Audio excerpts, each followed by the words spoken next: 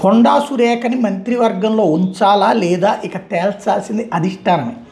రేవంత్ అయితే తెగించేశారు, లేకపోతే ఇట్లాంటి చర్యలు ఉండవు. సొంత మంత్రికి సంబంధించిన ఓఎస్డీ డిస్మిస్, అట్లాగే అరెస్ట్కి పోలీసులను పంపించడం, ఆ సందర్భంగా దారుణమైన వ్యాఖ్యలు చేసినటువంటి సురేఖ కుమార్తె వ్యవహారాన్ని పక్కన పెట్టి పట్టించుకోకుండా, మరొక వైపు పట్టించుకోకుండా చాలా సీరియస్గా తీసుకుని కొండా సురేఖ సెక్యూరిటీని తీసేయడం, ఆమెకు ఉన్నటువంటి సెక్యూరిటీ పోస్టులను తీసేయడం లాంటి యాక్టివిటీ, ఇవన్నీ కూడా ఆషామాషి వ్యవహారాలు ఏమి కాదు.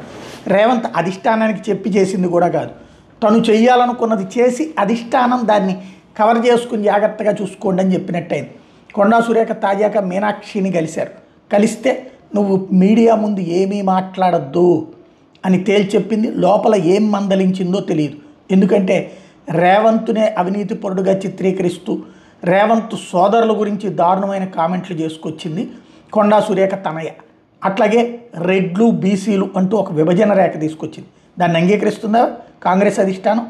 ఖచ్చితంగా క్లాస్ పీకే ఉంటుంది. అందుకని బయటకు వచ్చాక మీడియా దగ్గరకు వచ్చి ఏం మాట్లాడద్దండం వల్ల మాట్లాడట్లేదు. అట్ ద సేమ్ టైం సమస్య పార్టీ అధిష్టానం చూసుకుంటుందని చెప్పి వెళ్ళింది. కొండా సురేఖ యాటిట్యూడ్, కొండా సురేఖ భాష, కొండా సురేఖ మాట తీరు చూస్తే ఎప్పుడు అలాగ వెనక్కి తగ్గినటువంటి దాఖలాలు లేవు.